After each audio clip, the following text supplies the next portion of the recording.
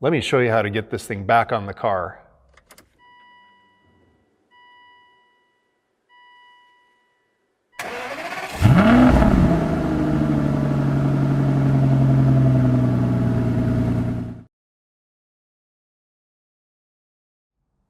In this episode of Aston1936.com, I'm going to show you how to properly reinstall a door mirror.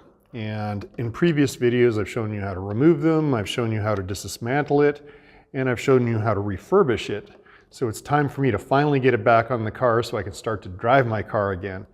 So we've got a few parts. We've got the mirror body, we've got the wind cheater panel that goes on the inside of the car, and then we have some hardware bits that are worth talking about. We have the 2 bolts, and then there's going to be a little discussion about washer. There was a flat washer, a spring washer, and I've gone out and got a second flat washer that sort of matches.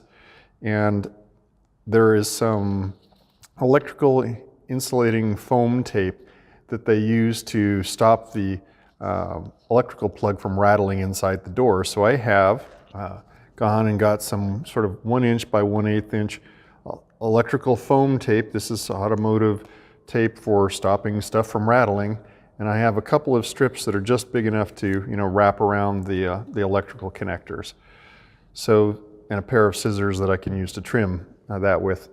And I've got the official Aston Martin instructions on how to install the mirror. Most useful thing in here is it gives you the torque spec for the bolts, and it tells you that the spring washer goes underneath the bracket of the mirror, between it and the door, and then the flat washers go with the bolts.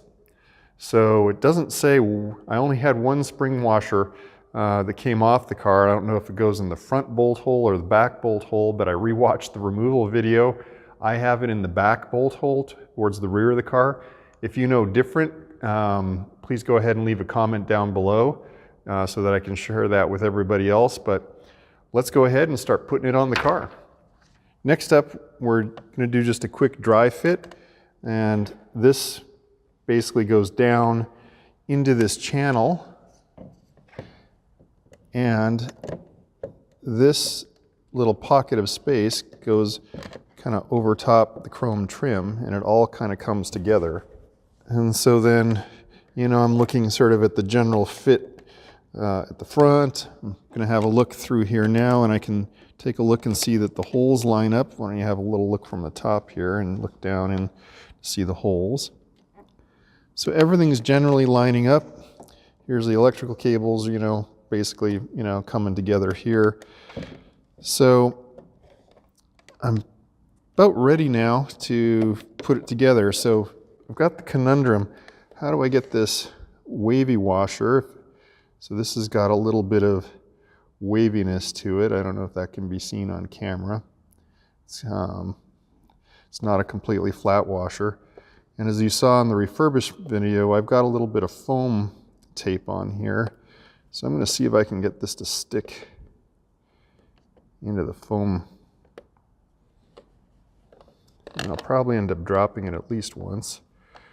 But it has to stay in there long enough for me to get this all fitted together. All right.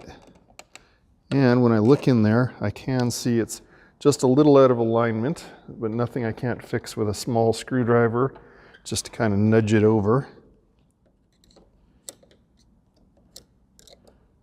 There we go. Now I'm going to take my first bolt with the flat washer and tuck it in there and get it started. And that is a T40 Torx, I think. And now at least I can get one hand free. And I'll get the second bolt started from the top. And now I'm working near paint, so I'm conscious of that. I've got metal tools near my beautiful A-pillar paint, so I've got my hand in there. I just have things loosely snugged up now. So we're in pretty good shape. So what I'm interested in, and maybe I'll take the camera for a sec, is I'm going to be looking for how nicely this joint is meeting up here. I'm going to look at this trim line. I want to make sure that that gasket is perfectly fitting up against the paint. I'm looking at the nose here, and I probably need to pull the nose a little bit further out so it fits a little tighter into that. So there's a little bit of fettling to do now, and you'll have to just figure out what's necessary for your car. So stand by while I do a little bit of that on my car. Wiggle when I do that. So once you've got it fettled into place and you're happy with the fit all the way around, it's time to torque it up properly. So this has a torque spec. Aston Martin in the workshop manual says it should be torqued to 20 Newton meters, 20 to 25. So I have my torque wrench set to 20.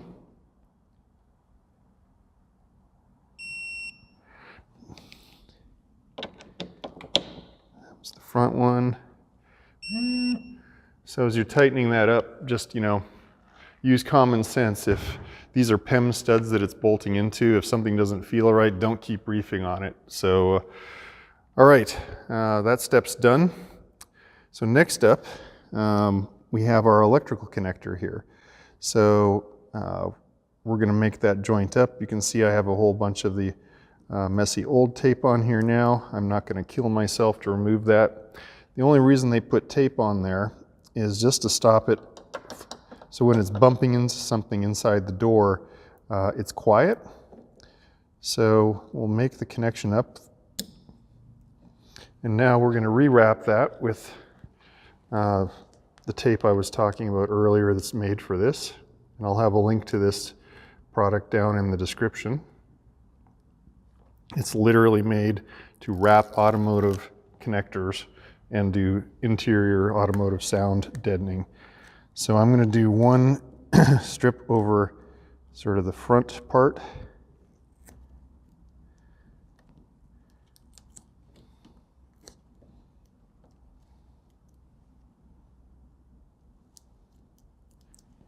And one strip over the back part here.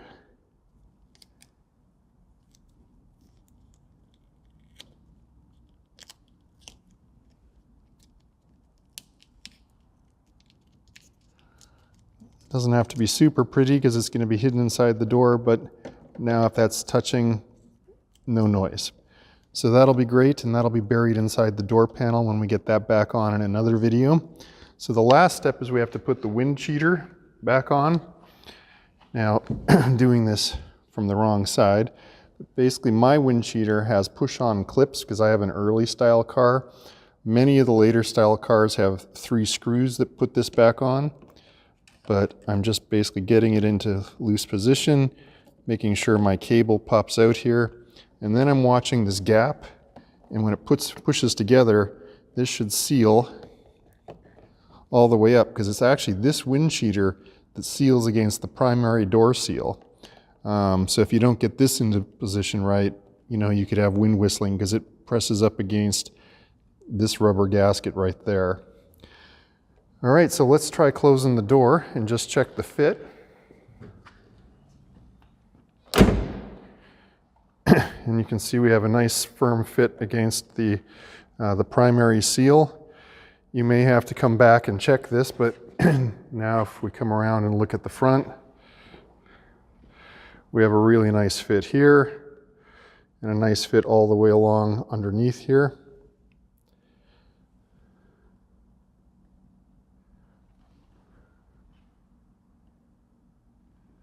So that wasn't particularly hard, just 2 bolts, figuring out where some washers go, putting on a little insulation, and ta-da, back in service. So down here you're going to find a link to my companion blog article where I'll have a link to that special tape that I was using. I'll probably link to the official workshop manual that tells you where the washers go and any other information I have that'll be relevant. Up here you'll find a link to the next video in the series. It'll probably be one on how to refurbish the mirror or something like that. If you like to watch videos like this, please go ahead and subscribe and set it to automatically notify you when new videos come out. And always, I love to hear your comments. Did I get the washer in the right place? Did I not get it in the right place? Please leave those comments down below. Thanks for watching.